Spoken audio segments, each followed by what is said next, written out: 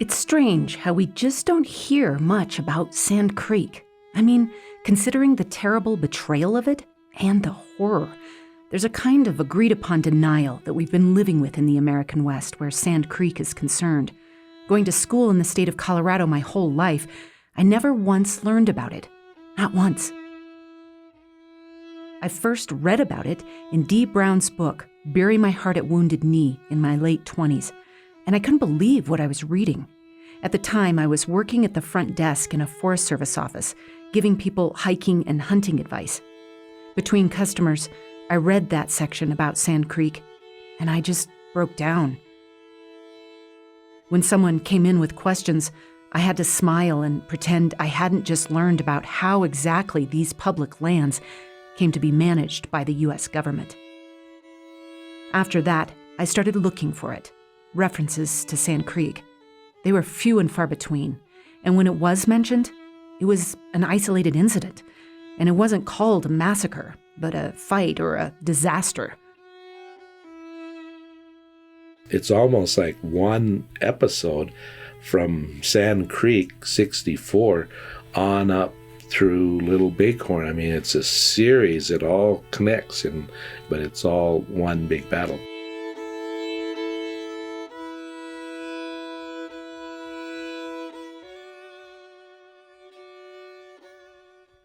Here's a guy who knows this history like the back of his hand. Yeah, hello. My name is Donovan Sprague. My Lakota name is Chinkahu Wakantia, which translates to high backbone hump, which I earned. I'm from the Minikoju, Lakota, born on and raised on the Cheyenne River Sioux Reservation in South Dakota. And my title is University Instructor, and I'm author of 10 books. I'm visiting Donovan in his campus office in Sheridan, Wyoming, where a lot of the fighting after Sand Creek took place. Today, he's going to take me out to visit some of the battlefields. On the wall behind him is a Minneconjou Lakota flag and dozens of images of his relatives. You'd probably recognize one of them, Crazy Horse. Donovan got his name from his great-great-grandfather, Chief Hump, who adopted Crazy Horse after his sister took her own life and left his nephew alone. That's why Hump stepped in and raised him. So that's the Hump that's in all the books. They call him his mentor, his instructor, and they wonder why there's this big guy who was 6'5" and 300 pounds, and they call him like David and Goliath and the bear and the cub and stuff like that, but they don't get the uncle part. That's the uncle's job then to step in. Chief Hump and Crazy Horse went on to become incredible warriors and war strategists. So that name, Hump, it's very special. Mine has to be earned. See, the Hump name is an earned name. And the way I got that from my family is I am the keeper of all this history and these old photos, winter counts. And so when somebody contacts our tribe about history and all that, I'm the person that they look for. They say, contact him. He has all the history. But just like I didn't learn the history of the Plains Indian Wars in school, neither did Donovan. He had to work to find his own history because he'd been cut off from it as well. My parents gave me away. So I learned all this myself, and then talking to grandfathers. I had to seek it out, see. But my parents had a divorce, like my father. I was just the opposite scenario. I stayed on the reservation and was raised. They gave me to some friends. And my dad went to San Diego and my mother went to Utah. And then the fire chief there said how our trailer house, before they split up, caught on fire, and they were called there, and me and my brother, the parents were gone, my parents, and they pulled us out. They pulled me out as a baby, and just then the whole trailer house went up and burned totally to the ground. And all that survived, I have a little baby shoe that was out in the yard that one of the neighbors gave. And that's what I think keeps me and can keep others strong is those keeping those values going that I mentioned. And those are just little obstacles that you can overcome, but nothing's going to take away your family history. To learn this history, Donovan didn't rely on the history books in the local library. He went to the source, oral histories that his family had painted onto hides each year going way back, just like Ben Ridgely's family painted for Sand Creek. You'll recall that they're called winter counts because in the cold months, people had time to sit down and remember all the most significant events of the year. So those could be on a deer hide or buffalo rope, and they could be 300 years of history. I have one on my shelf full of those winter counts. It's called The Year the Stars Fell, is how they described it. But those were confiscated when they surrendered on the reservation, ended up in museums, and people would say, oh, that's wonderful artwork, you know. But what that was the whole history of our nation now out of our hands and gone. And that's a sad thing too. So I've spent my life reconnecting all those winter counts. Donovan's been on a lifelong hunt to find the winter counts wherever they were scattered. Taken by archaeologists or so-called art collectors, they're now often locked away in museums and private collections. But Donovan's family has been actively reassembling them. Using these winter counts, he's writing a history of Crazy Horse and Chief Hump and how they experienced their world post-Sand Creek. Because, like Donovan says, the battles of the late 1800s, they were all connected in a very straight line from the massacre at Sand Creek. From Wyoming Public Media and PRX, this is The Modern West, exploring the evolving identity of the American West. I'm Melody Edwards.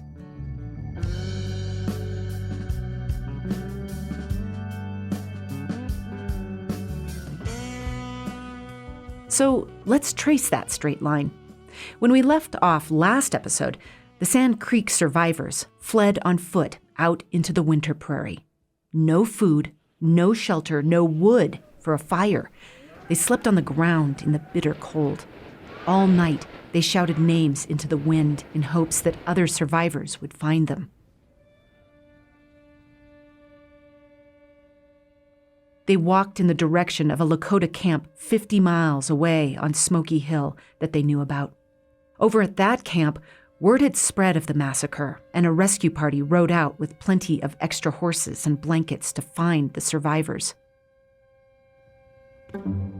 George Bent, the Northern Cheyenne warrior, son of the trader William Bent, he remembers what happened next. Before long, we were all mounted, clothed, and fed, and then we moved at a better pace and with revived hope. As we rode into the camp, there was a terrible scene. Everyone was crying, even the warriors, and the women and children were screaming and wailing. Nearly everyone present had lost some relations or friends, and many of them, in their grief, were gashing themselves with their knives until the blood flowed in streams. That anger and bottomless grief, it felt like there was no place for it to go. Plus, the Cheyenne and Arapaho had no food or supplies to survive the winter. They were totally reliant on the Lakota for aid, straining everyone's resources. After Sand Creek, in the camp on the head of the Smoky Hill, while the Indians were all mourning for the dead, they made up their minds to send around a war pipe and attack the whites at once. This was an uncommon thing, to begin a war in the dead of winter. But the Cheyennes were very mad and would not wait. The Cheyenne, Arapaho, Lakota, their chiefs all agreed. After what happened on Sand Creek, war was justified.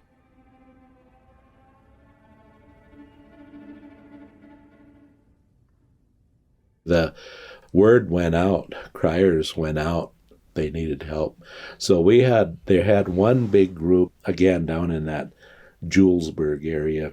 So they went to them and said, please come and join us. So many of them did. Donovan says only a few weeks after Sand Creek, in early January, The tribes attacked the settlement on the South Platte. His tribe wasn't there, but they heard about it. We made the journey down from the Tongue River area up north to Sand Creek. So we were not in Sand Creek because it had already happened. But the first things that they did was they came in to the Julesburg area, all that's recorded, and started cutting telegraph lines and harassing settlers, killing settlers, capturing anything to try to stop the flow of settlers and all that. George Bent recalled Julesburg fondly. The Indians circled around the stockade, yelling and shooting, but they soon turned off and charged down on the stage station, which they began to plunder. The women came out of the hills with the extra ponies, and these were soon packed with all sorts of goods. At the station, breakfast had just been put on the table and was still hot. I sat down with several Indians and ate a good meal. It was the first meal I had eaten at a table for a long time. One old warrior took a great fancy to the big sugar bowl and tied it to his belt. I saw him afterward riding off with the big bowl dangling from his belt behind him. For the victims of the Sand Creek massacre, Julesburg felt like a relief. They weren't victims. They were survivors. They were warriors. There was great rejoicing in the village when we came in with the plunder from Julesburg. Ever since Sand Creek, the Cheyennes had been mourning for the dead, but now that the first blow had been struck in revenge, everyone began to feel better, and that night the young men and young women held scalp dances in all the camps, for all the soldiers who had been killed at Julesburg had been scalped by the warriors, and the young people kept up the dances and drumming until after daylight.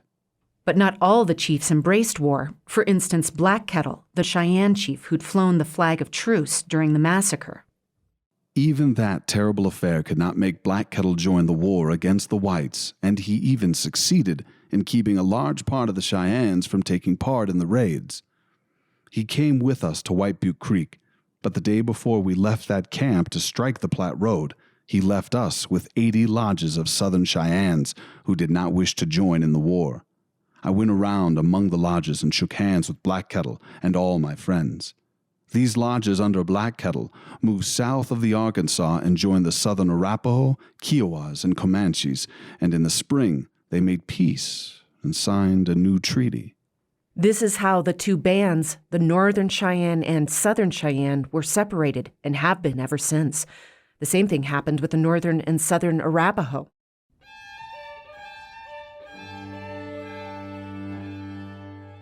But the non-treaty tribes kept raiding ranches and stage stations and cutting off the trails. The attacks were so successful that it caused the price of goods to skyrocket in Colorado. People in Denver panicked, on the verge of famine. But the coaches carrying supplies just couldn't use the roads to bring food. The whole project of settling the West came to a grinding halt. At night, the whole valley was lighted up with the flames of burning ranches and stage stations. But these places were soon all destroyed, and darkness fell on the valley. All of this trouble was the result of Colonel Chivington's great victory at Sand Creek. Colorado Governor Evans' worst nightmare was seeing the plains erupt in all-out warfare. But that's exactly what Sand Creek ignited. And the U.S. government had severely underestimated the military prowess of the Plains tribes. Only 8 months after Sand Creek, in late July, the Plains tribes started devising an even bigger attack, this time on the North Platte in Wyoming territory. Here's Donovan again. So planning is made, and then the trek is made down to Platte Bridge because there's more soldiers coming in. They want to stop this tide of settlement and all that on the Bozeman Trail. The Bozeman Trail was bringing gold rushers up from the Oregon Trail so they could access gold mines in southern Montana. Donovan's great-great-grandfather, Chief Hump, helped plan the attack.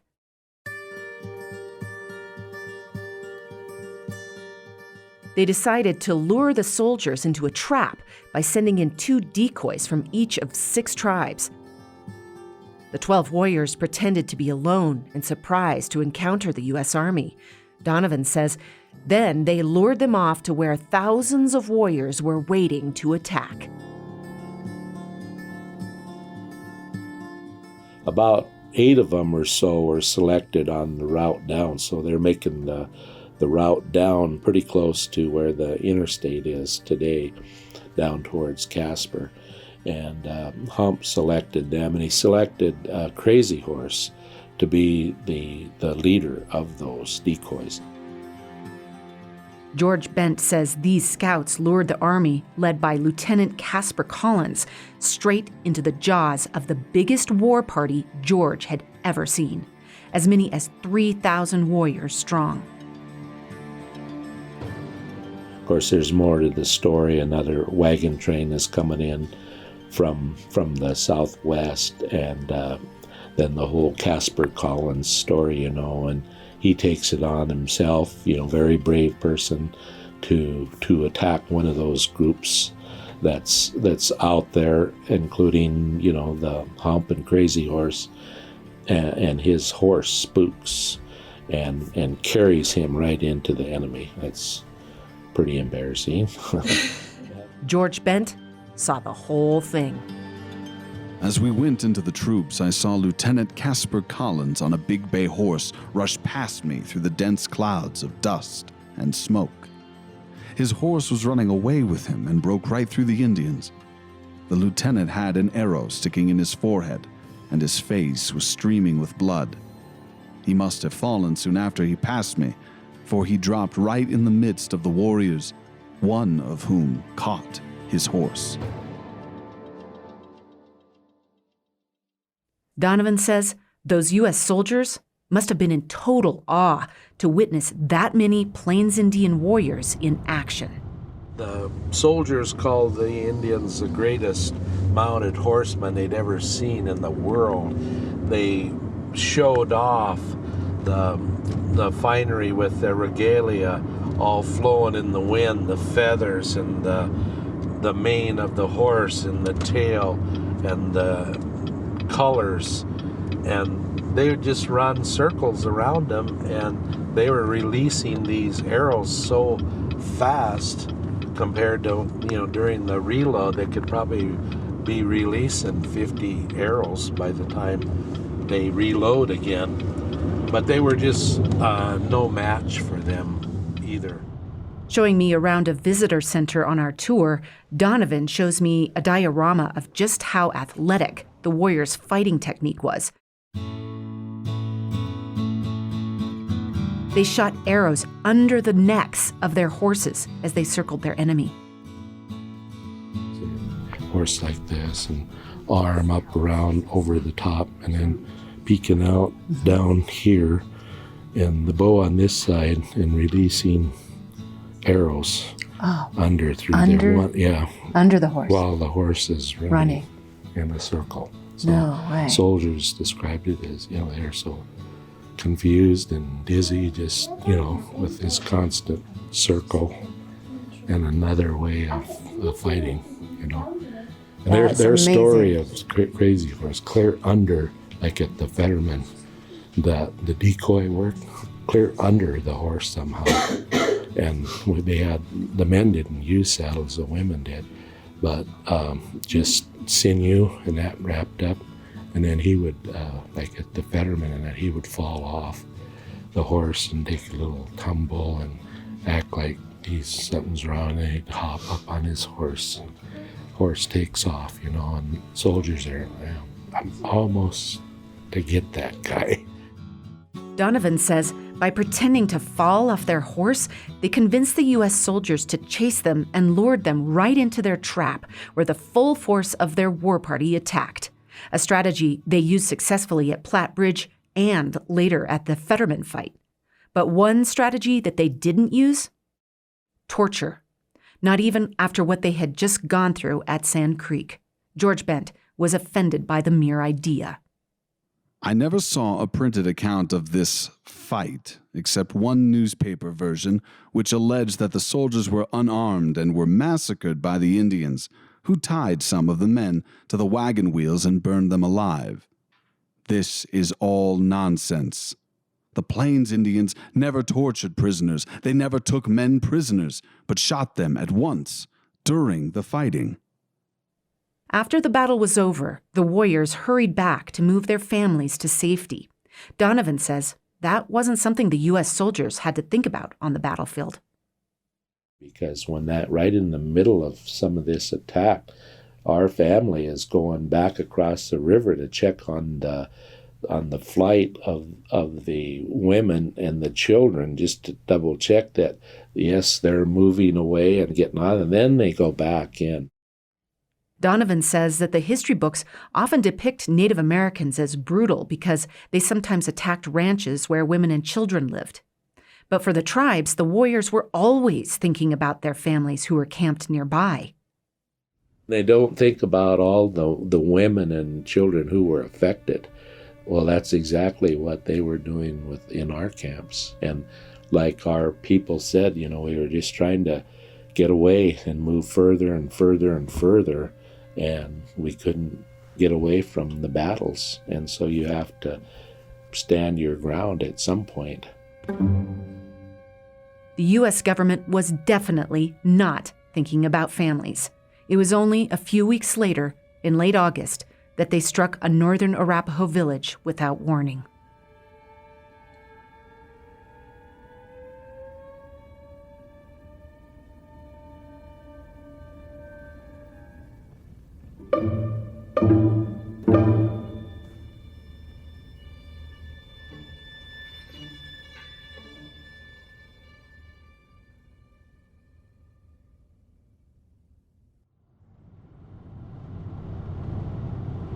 Donovan and I drive in his little sedan north of Sheridan towards the Montana border. He takes an exit off the interstate and follows the highway headed straight towards the Bighorn Mountains. It's the height of autumn. Cottonwoods turned brilliant gold along the creeks. So now we're at the Okay, here's the battlefield. Connor. Yeah, right here. So it's basically the city park here. And they came in, and the camps are all along this nice waterway here. In a little town park in the town of Ranchester, RVs are camping out along a creek, right where Chief Black Bear was camped with his Northern Arapaho band that day.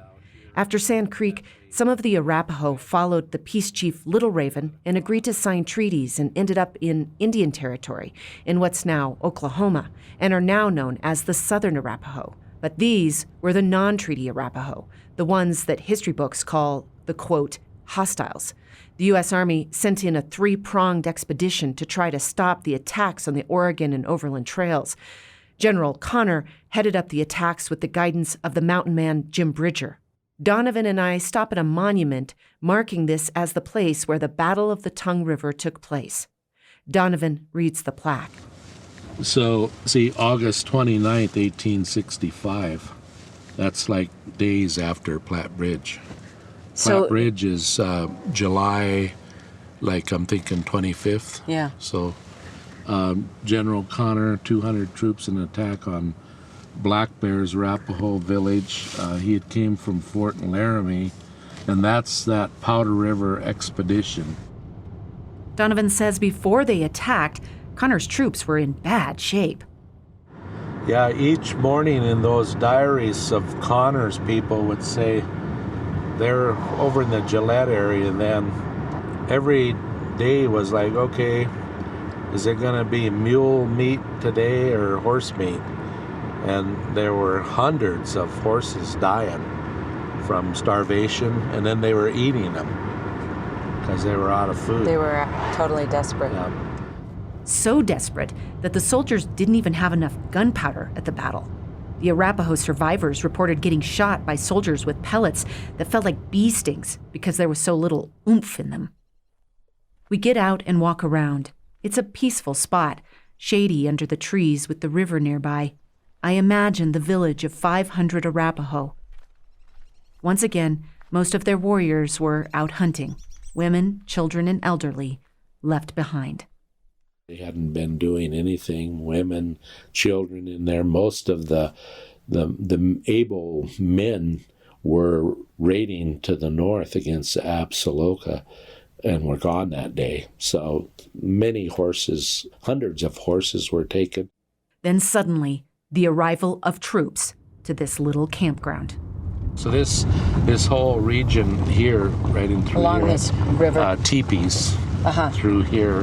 This is where they would have been camped. Yeah, and then as they fled over here, they took hundreds of their horses, but which they got back later. Horses are always really important thing to natives. But even though Connor's troops barely had enough food or ammunition, the U.S. had to extract a punishment on the Plains tribes because of their embarrassing defeat at Platte Bridge. The Arapaho counterattacked the next day with the help of their friends, the Lakota and Cheyenne, and got some of those horses back. Not as many people died as at Sand Creek, around 60 people, but the effects of Connor's attack did change everything for the Northern Arapaho. But the thing is, the Arapaho never did recover in their history. They were so, their provisions for months ahead, supplies, all that was burned, and they never recovered. So after that, they had to always be with the Cheyenne to even kind of survive out here. The monument we read at the battle site, it doesn't tell this aspect of the story, how it changed the Arapaho's whole trajectory. The Arapaho, as I said, were never able to recover as a tribe after the devastation that took place here, and all the supplies and clothing and utensils and tools and all that.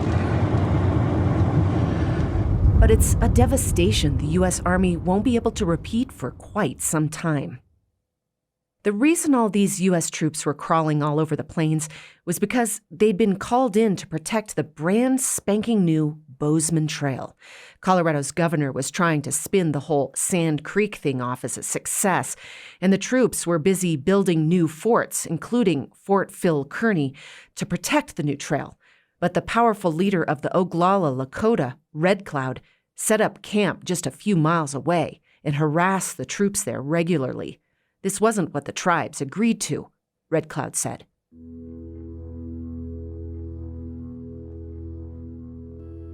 Hear ye, Dakotas.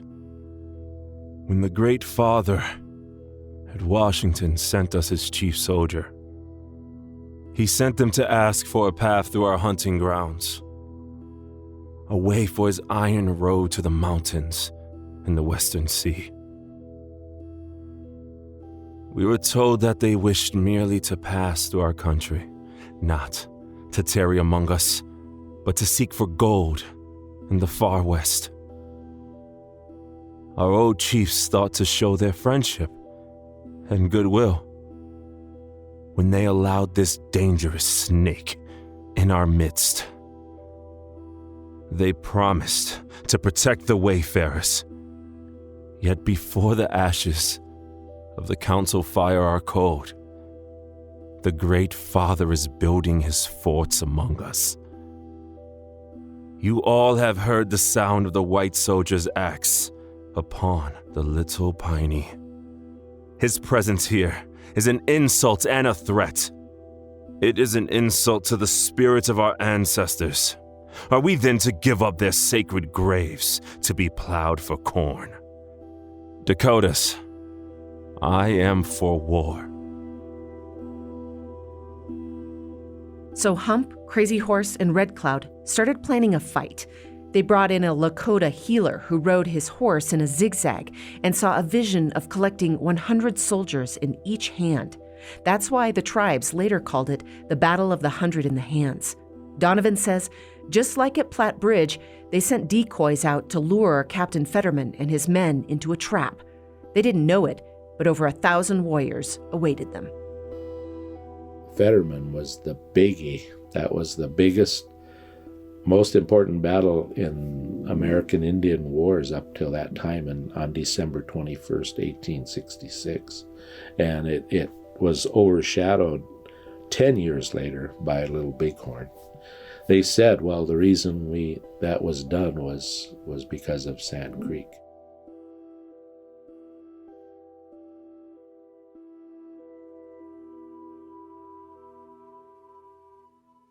It took weeks of planning, but all told, the Fetterman battle lasted about 20 minutes. And when it was over, every single one of Fetterman's soldiers and the captain himself lay dead in a tight huddle in the snow. Their bodies were found mutilated in eerily similar ways to those endured at Sand Creek. Body parts, brains, ears, noses, laid carefully out on the rocks. Think about it, about a year since that massacre. But still, it was one of the only times such atrocities were committed by the tribes during the Plains Indian Wars. About 14 warriors died. One of those, Donovan says, was an adopted brother of Hump and Crazy Horse, what they called their kola. Hump and Crazy Horse were looking for their friend Lone Bear up there. He couldn't be found. They finally found him before that blizzard set in, and he spoke his last words. Died in Hump's arms. And the scout, Frank Gerard, said, as like Crazy Horse and Hump wept, they lost their kola friend.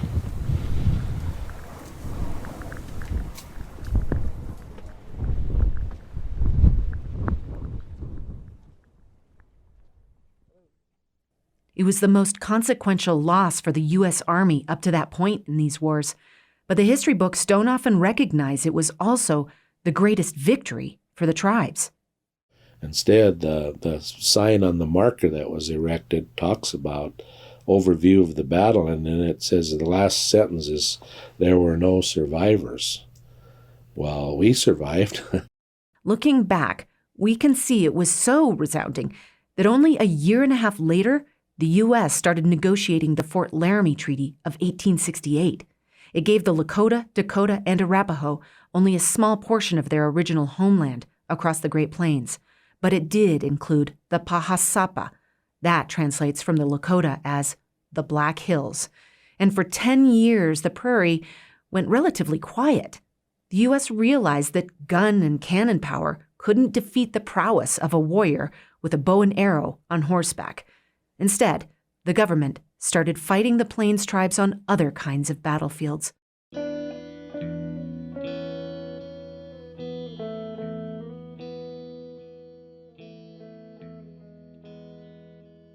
The ink on the Fort Laramie Treaty was barely dried before the government started a full-scale extermination of bison. Why? Because the Plains people's entire economic and spiritual world revolved around the animal. And the U.S. started taking the children of tribal leaders off on trains to distant boarding schools, never to be seen again. We'll hear lots more about these proverbial battlefields in future episodes. So the Plains Indian Wars weren't over by a long shot. These tactics prodded the Plains tribes into the granddaddy of them all, on the banks of the Greasy Grass. That's where Donovan's great-grandfather got shot. He's shot into the kneecap, and the bullet traveled all the way up his leg and exited out his hip, and that horse cried out, and jumped in the air and throwed him off. And when they landed, it partially pinned Hump. Crazy Horse and Little Crow and others made a corridor around Hump to protect him, because it's right in the heat of the battle here. That's next time on Mending the Hoop. I'm Melody Edwards. Our story editor is Ojibwe playwright Marty Strenzewilk. Noah Greenspan is the assistant producer and line editor. Our sound designer is Charles Fournier. Luke Foring is the digital producer. Thanks also for help from Sarah Ann Leverett, Tina Unger McGee, and Courtney Blackmer Reynolds. History reenactment by Navajo-Irish Denver-based actor Sam Gilstrap and Ahashiman and Black actor Brian Green. To see Anna Kostra's original photography for this season, go to our website at themodernwest.org. Music by Tlingit musician Caskey Russell. Our theme song is by Screen Door Porch. This podcast was produced on the University of Wyoming campus that occupies the ancestral and traditional lands of the Cheyenne, Arapaho, Crow, and Shoshone indigenous peoples, along with other native tribes who call the Great Basin and Rocky Mountain region home. We recognize, support, and advocate alongside indigenous individuals and communities who live here now and with those forcibly removed from their homelands. The Modern West is a production of PRX and Wyoming Public Media.